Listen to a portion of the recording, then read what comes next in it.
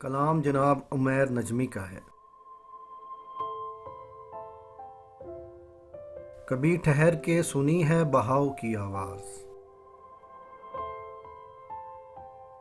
सुबक नदी में किसी सुस्त नाव की आवाज। फिजा का शोर थमे तो दरों से आती है, घुटी घुटी सी बचाओ बचाओ की आवाज। किसी को भेजते सांसों पे बोझ पड़ता है,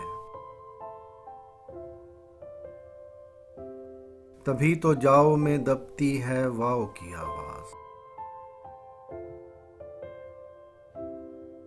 बड़ों में बहस है कमरे बढ़ा लें आंगन तक,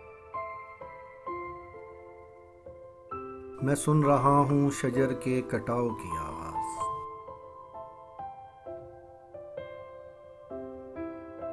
हमारे बीच ये बढ़ता सकूत असल में है, हमारे दरमियां बढ़ते तनाव की आवाज। तभी तो आग के नजदीक बैठता नहीं मैं, मुझे अलाव से आती है आओ की आवाज।